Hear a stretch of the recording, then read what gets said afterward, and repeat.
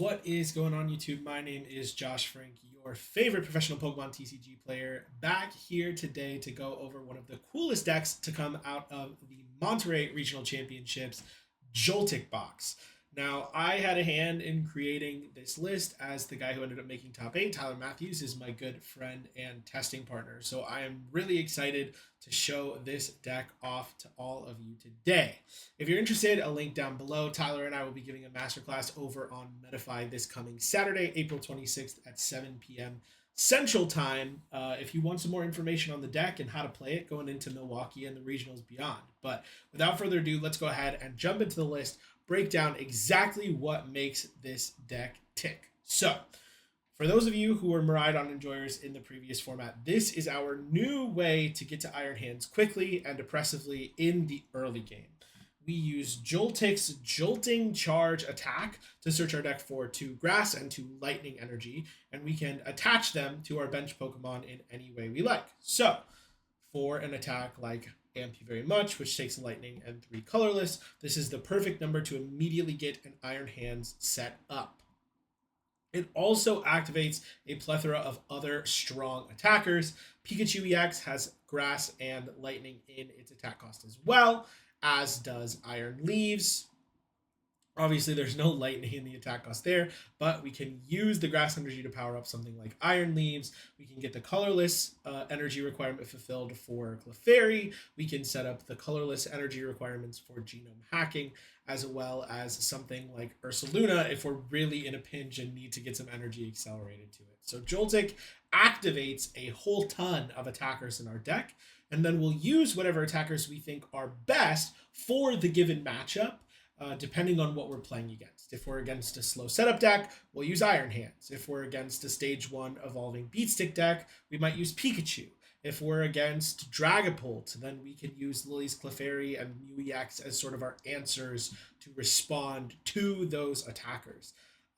We also have the likes of Iron Leaves, its Rapid Vernier ability that's going to give us a switch option so that we can get in and out of the active against things like Knackley or opposing Maractus or Sob, which is a pretty common tactic in the Terra Box matchup. Miraidon is going to be our engine. Tandem unit not only allows us to get the Joltik into play, but also an Iron Hands or Pikachu, whatever we're trying to set up at that given time. We also play Galvantula. Largely, we're playing Galvantula because it evolves from Joltik, but it has like a decent amount of use as well. One is that it lets Joltik survive Monkey Dory pings, which is pretty relevant in the Gardevoir matchup. But also, this Compound Eyes ability lets you do 50 more to opposing Pokemon with abilities. And Shocking Web is if you have any Lightning Energy attack, you do 80 more. So, assuming both of these conditions are met, you one-shot things like Mew EX. You one-shot things like Squawkabilly EX. Anything with 180 HP or less, Galvantula is going to be able to knock out. And some of those pesky Dark-type Pokemon like Charizard EX are also going to be one-shot by the Galvantula, which is pretty strong overall. Pikachu EX, like I said, is there for some of the bigger attackers like Goldango that we're trying to sort of just blow off the field as quickly as we can, whereas Hands is going to be there to take 2 prizes on some of these little guys against things like Badoo, Dragapult decks, Gardevoir decks, really anything that has something less than 120 HP for us to deal with. Ursaluna is our closeout attacker. Generally, we're going to use it to take our last 2 prizes where we can, because it's a very high efficiency attacker at the end of the game once your opponent has taken quite a few prizes. Fez for the draw engine. Latias is in here to give all of our Pokemon free retreat, except Galvantula, but Galvantula's only got 1 retreat, so it's not that big of a deal. Lily's Clefairy is in there for the Dragapult matchup, giving us a really easy and low-cost blow-up option against the Dragapult EX. Generally speaking, taking the first 4 is not super difficult to do with Iron Hands in that matchup, but then cleaning up the last 2 can be a bit of a problem. So Lily's partnered with Crispin can be a really great way to execute that. Mew is going to be our draw against Disruption, right? They disrupt us to low. We'll put Mew in play, or Restart gives us some cards. But paired with that Lily's Clefairy, it can also be an incredibly powerful attacker into the likes of Raging Bolt and Dragapult. Lastly, for the Pokemon, we have Maractus. Maractus's corner attack buys us a lot of time, is the most important thing. Maractus is by far the thing that we've gotten the most questions on. Originally, it was put in the deck as an answer to Raging Bolt. Because Slitherwing is such a problem for us, Maractus gives us the opportunity to use Galvantula to knock out the Slitherwing, and then we can Maractus something like Latias or Squawk until we build up an Iron Hands that can then allow us to amp for the last three. But we found that Maractus was actually quite useful in a plethora of matchups. The biggest issue with Joltic Box sometimes is that we accelerate a bunch of energy to our bench early, but if our opponent's able to respond to it quickly, it can be hard for us to stream attackers. So what we can do is we can use Corner as a means to stall, right? Buy us time so that we can power up another Iron Hands or another attacker and continue to pressure our opponent.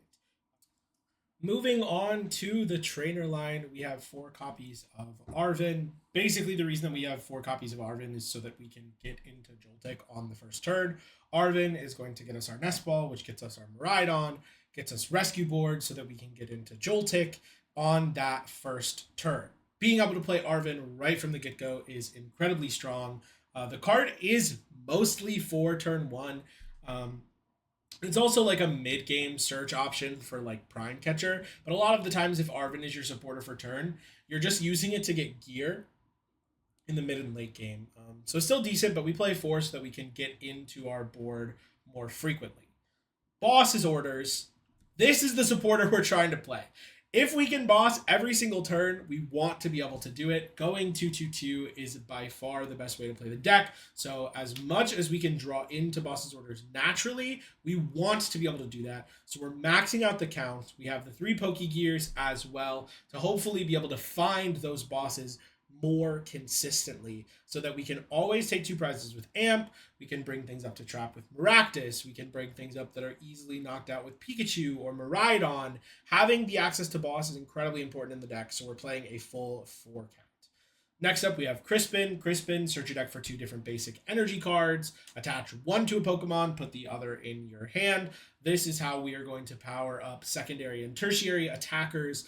A lot of times what you'll do with Joltik is attach 3 energy to 1 attacker and like 1 to Pikachu or 1 to a different Iron Hands, and then you'll use Crispin then once your first attacker dies to power up the second one so that we can continue on attacking.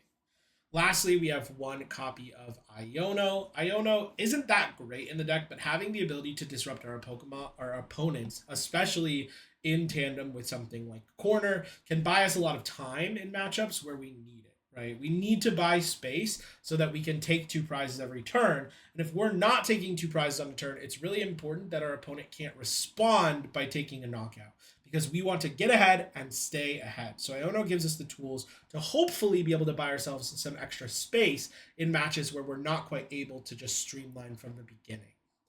4 copies of Nest, 4 copies of Ultra Ball, maxing out on our Ball Search card so that we can get that turn 1 Miraidon.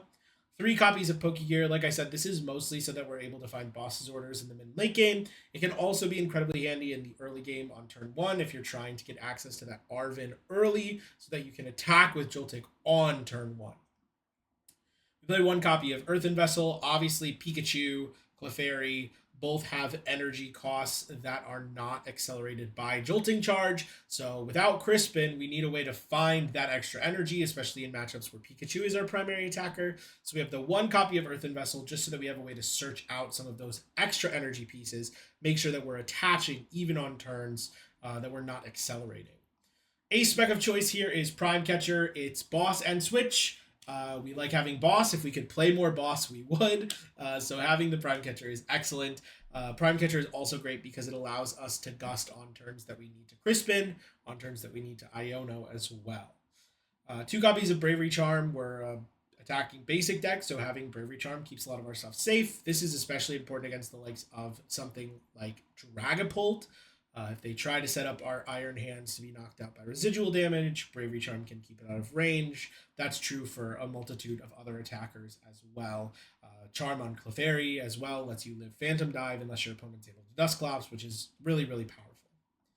Future Booster Capsule gives free retreat to our future Pokemon, but more importantly, it lets Ampy very much do 140 damage rather than 120, which comes up a bit more than you think against something like Raging Bolt that has one prize Pokemon that have more than 120 HP. Things that are charmed on the bench, like a charmed. I'm trying to think of something that has 80 HP that gets charmed, right? It allows us to hit for a little bit extra damage, which could be really, really useful. It also lets Iron Leafs hit 200. The math's not like super relevant there, but it's nice at the very least. We have one copy of Rescue Board. Basically, that's so we can retreat into the Joltik on that first turn. Other than that, it's just a nice pivot tool overall. And then we're playing 5 Grass, 5 Lightning, because those are the energy types that are accelerated. And then 2 Metal and 2 Psychic as well. I hope that you are all as excited as I am to start playing some games with this deck. It is incredibly fun to play, and I am very much looking forward to getting some of these on video. So without further ado, let's just get right into it.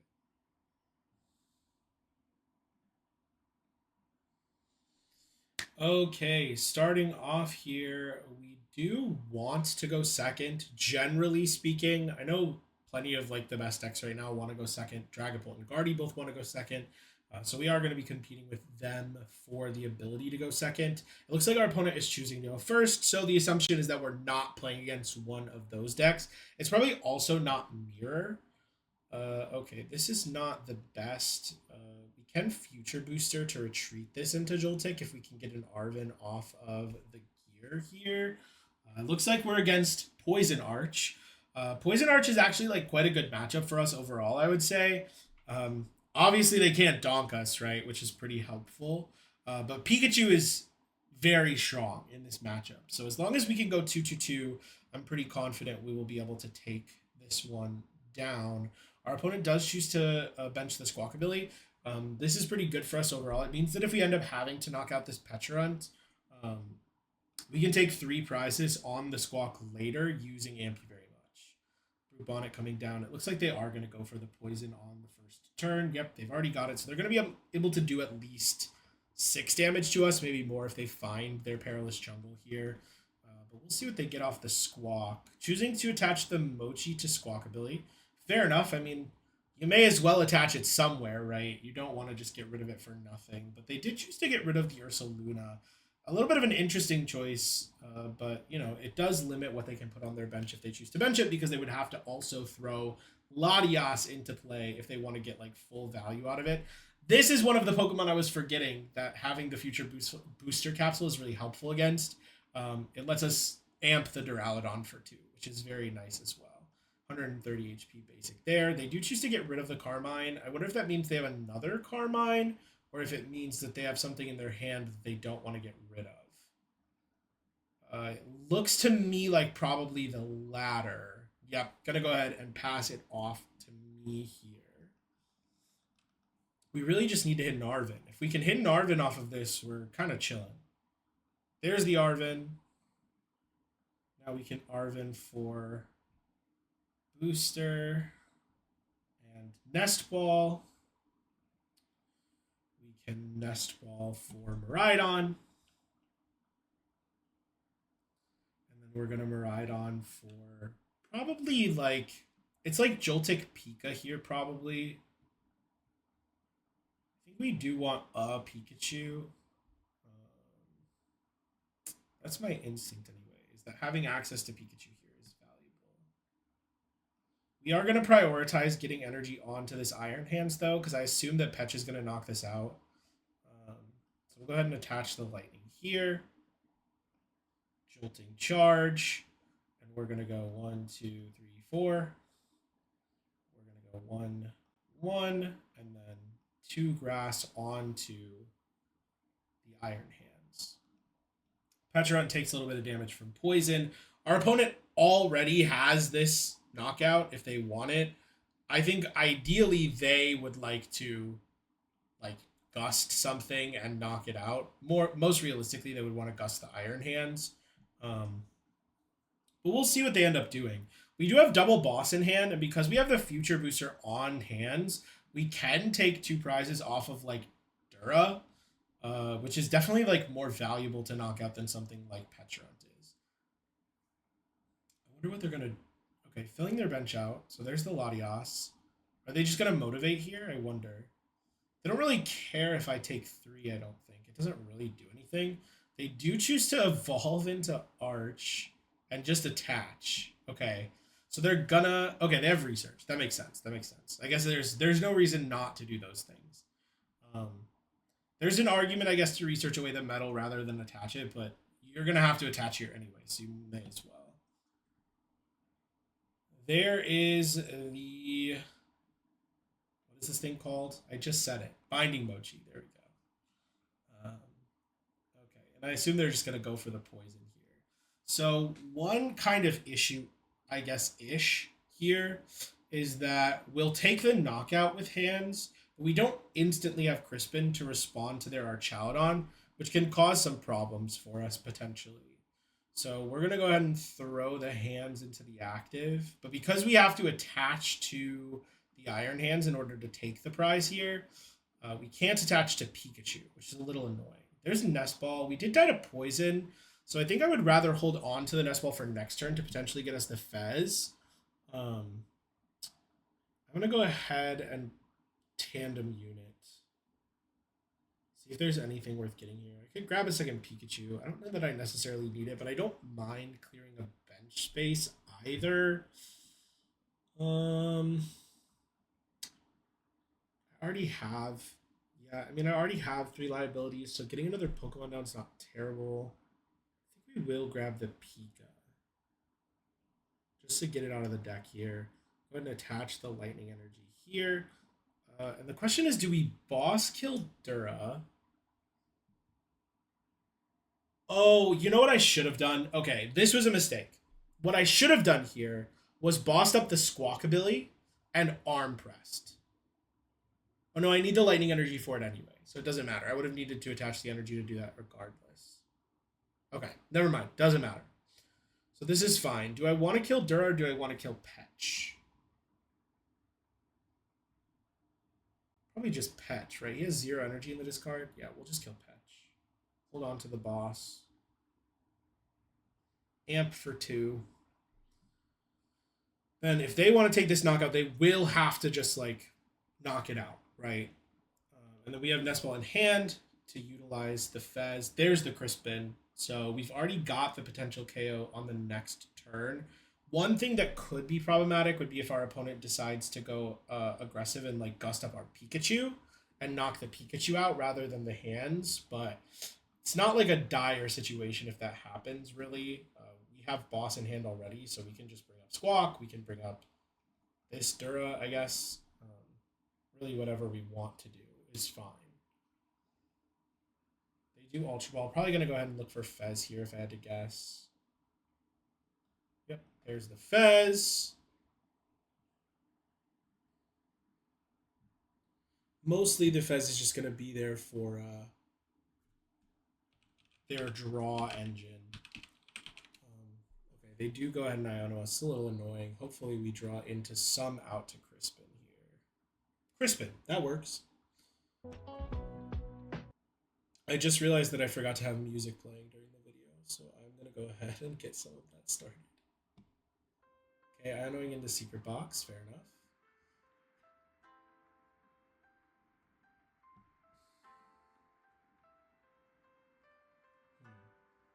What do you even need here, buddy? I'm really not sure what they're going after with this Secret Box. To me, it doesn't feel like there's that much value to it right this moment. Especially because they already played a supporter, so I'm not exactly sure what they're trying to accomplish, but we do have a pretty solid hand. Boss, Nest Ball, Perilous. Okay, so they're just looking for a replacement for next turn. But if they don't have an energy card, they can't even knock me out. So it doesn't really matter what they do. Mochi, okay. Dude, there's no way that your hand is that bad. You have to be going for the knockout here, right? Okay, yeah, okay. They did get the energy. They already Ionoed, so they can't boss. No, they just pass. So I can just Arven for Prime.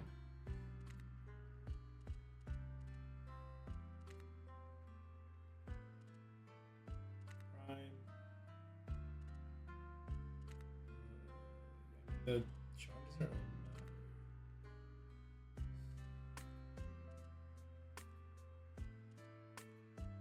I'm just gonna prime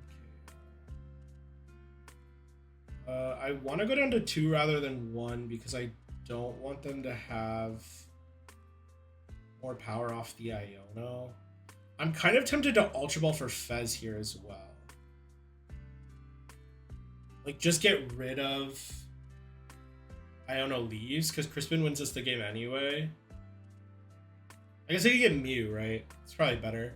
Get rid of these, grab Mew, because then I can draw this turn as well. Grab the Mew. Start. Charm.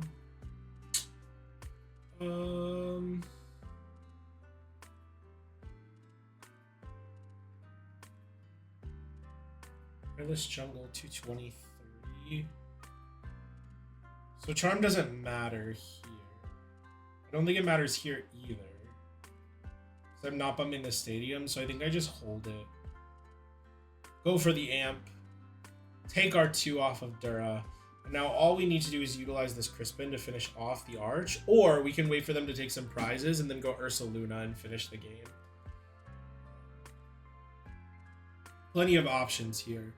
And yeah, even if they had killed Iron Hands there, we were in like a pretty solid spot regardless. We already had the knockout with Pikachu established, and we were going to be able to Ultra Ball for the Fez, which is pretty nice.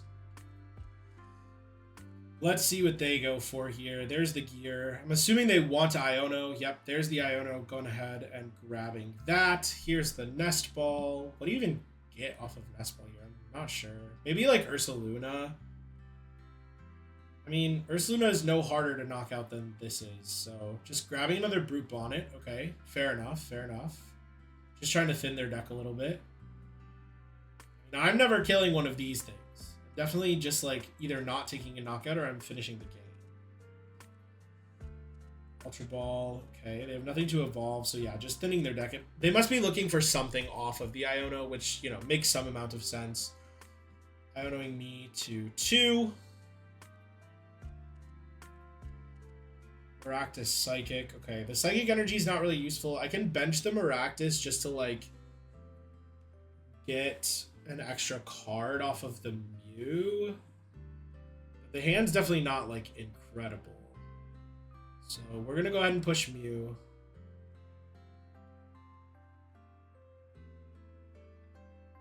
I mean, I don't necessarily... I mean, like... I don't necessarily mind attacking with Maractus. There's a hands... I mean, Ursaluna doesn't do anything this turn, right? I'm looking for Crispin, so I may as well just bench it. Oh, no, I want the spot for Fez. So do I just draw my 1? Any boss's gain. We'll just restart for 1. I think it's correct. Ultra Ball is Fez.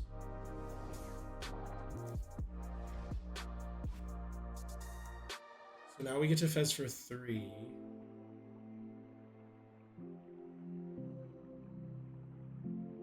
Crispin? Okay, that's not Crispin, but this could be. Do I thin? Probably. Just get rid of the Arvin.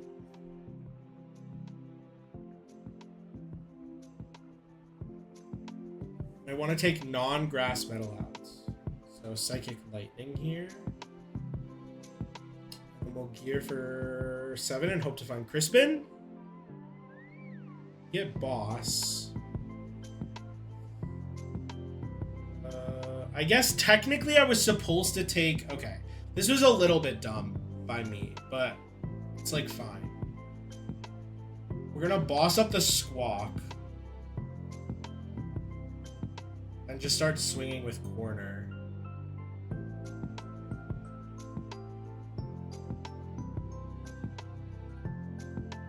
Yeah, that was a bit of a mistake, I think. I should have taken Psychic plus an energy I could attach to Pika.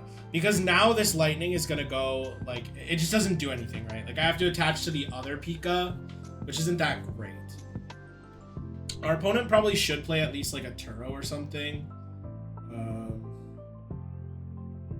They can also motivate here for, like, a decent amount of damage. It's a little annoying. But But they do take 30 from poison in between turns. So it's not like that good for them. They don't knock us out.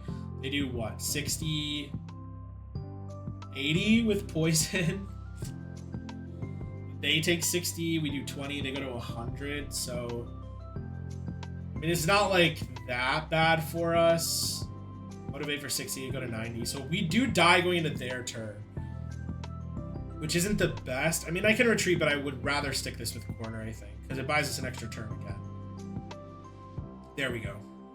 So we will go energy to Pika, restart, spin boss. So do I lose to Turo? I do, right? I can't retreat this anyway. Make a Crispin and energy to it. Retreat. Is that ever worth it?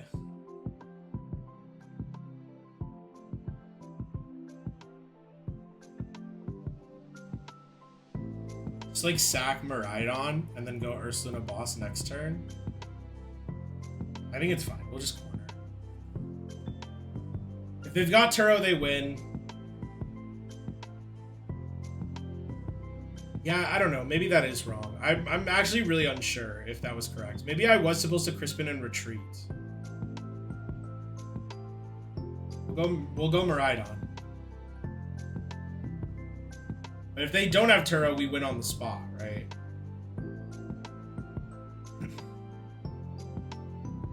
No reason to push Pika. They have the poison in play, so I guess pushing Pika forces them to remember to use the poison, but I don't think that matters.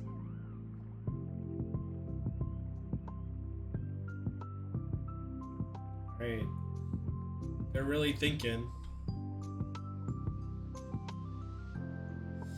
They're really thinking. Do we think they have the Turo? Carmine. 3 Night Stretchers. They play Switch?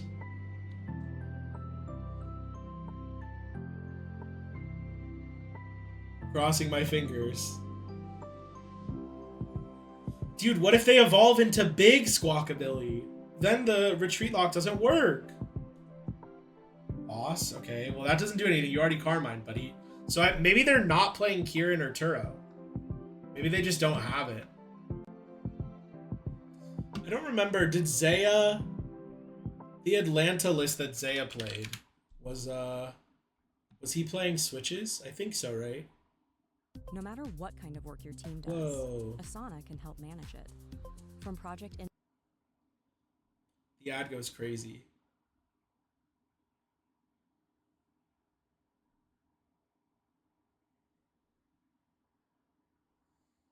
I'm looking. Okay, so Zaya played Kieran as the only switch option. Okay, there's Patch, but you filled your bench. Bro, you just shouldn't have put the second Brute Bonnet down, and you'd be fine. Well, fine is a strong word, right? I guess it wouldn't really matter that much. So we are able to take that first dub. That's really interesting. I'm like pretty confident I was supposed to Crispin and retreat. Because I had Ursaluna boss in hand. So if I Crispin and retreat, it like puts us in like a really interesting spot where they can take the knockout. But if they take the KO, then I just go Ursaluna boss. But if they go Iono and Iono me out of Ursaluna boss, then I can also lose, which is kind of problematic, which is why I ultimately decided to go the route that I did. I'm not sure which one ends up being correct. But yeah, we do take the dub there, and we will hop into another game. Alrighty, getting into the next game here, hoping for a tails, but nope, it's heads. Hopefully our opponent still wants to go first. In this format, it seems like most decks do want to go first. It's really just Pult and Guardy that want second alongside us.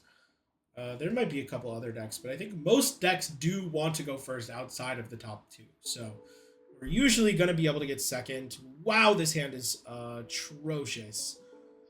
I mean, it's not like that bad, I guess. Look at like we're against Holt Noir. I don't know why our opponent is choosing first. That makes no sense. But they are giving us 4 mulligans, so they're punished for their bad choice. Whoa, okay, that hand is a little bit better at least. Here's the Badoo. Our opponent starts the Badoo, can't even use it this turn.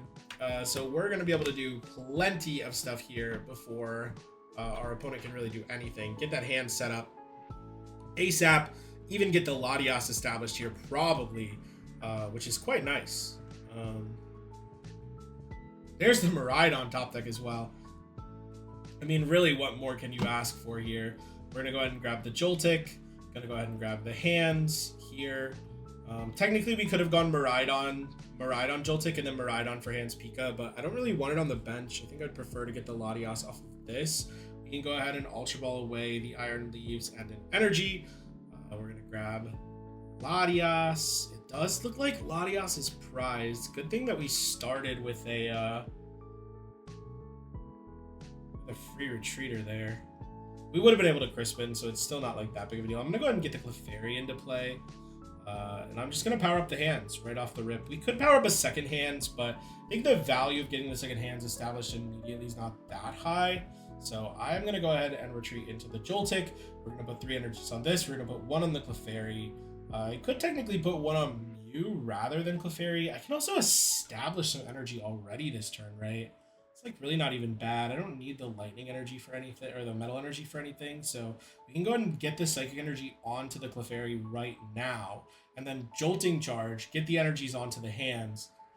And maybe 1 energy onto Clef. Maybe it's 1 energy here, so everything is like somewhat set up. I think this is probably the smartest way to do this. Make sure that our board is like fully established, basically.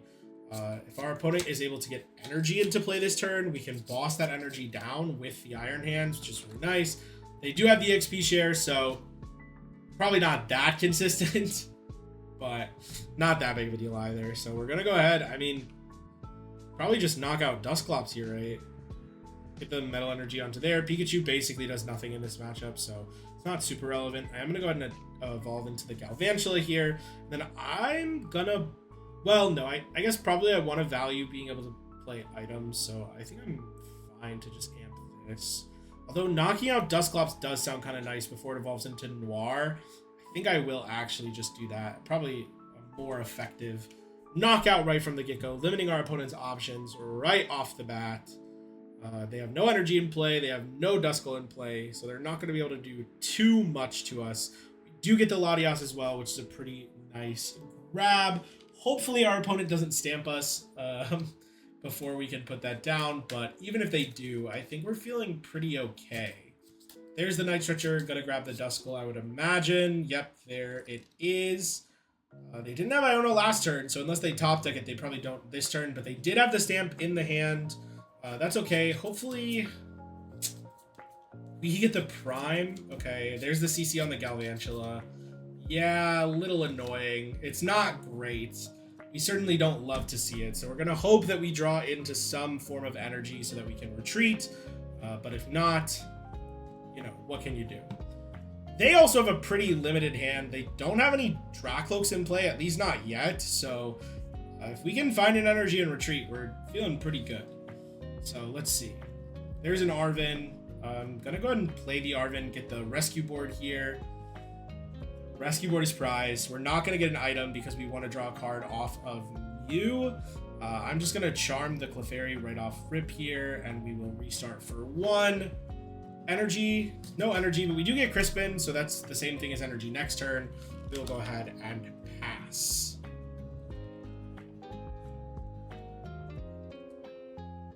There's the Iono, of course, giving us 4 new cards, but hopefully we can get an energy off of this anyways. There's the grass energy, so we're feeling pretty okay about this still, I would say.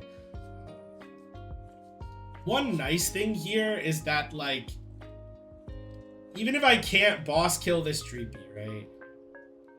there's not much going on for them. They would need to knock Clefairy out, which is not like particularly easy for them to do.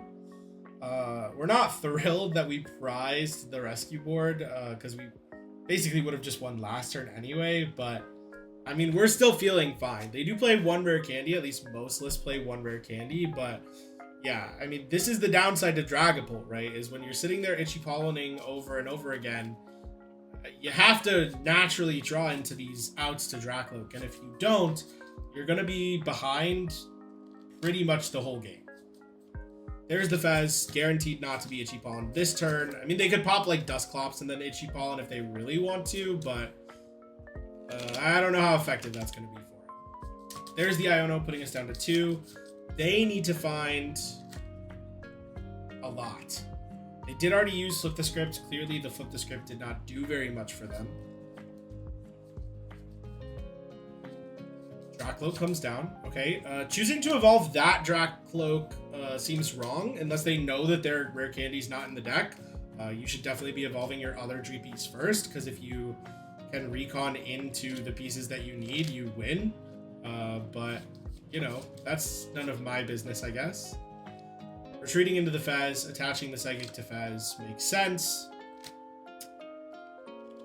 So we will see what we can get here. There's the Psychic Energy. I kind of want to just like bench Ursaluna, Charm, and then restart for 3.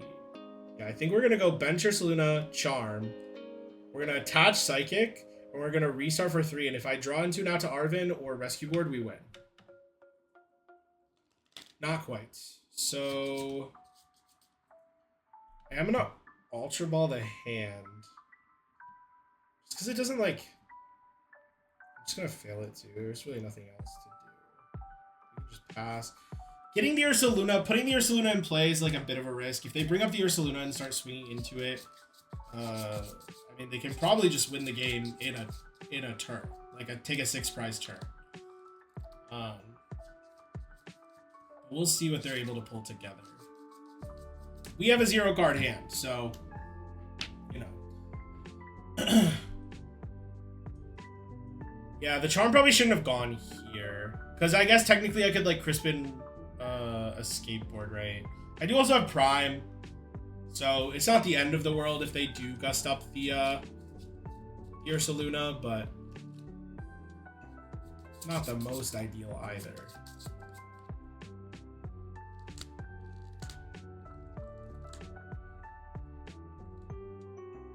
There's the Dragapult coming down. I assume they have gusts. No, they're just giving me 2 cards for free. Sounds good. There's the Arven. So unless they can win this turn, we win next turn.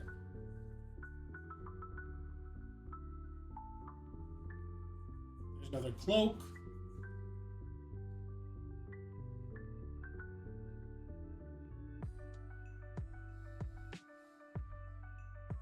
Recon Directive comes down.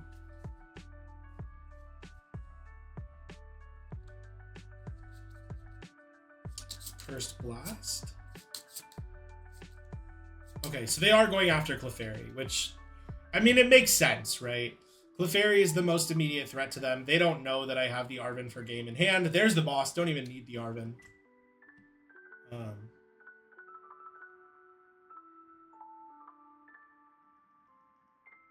CC, yep. There's the Clefairy. Knocking out Clefairy, putting 3 here, probably 2 here, and then 10. I mean, probably Galvantula is where you put the 10. It doesn't actually matter, though. Makes sense. So we will shove Iron Hands, play the boss, and finish the game.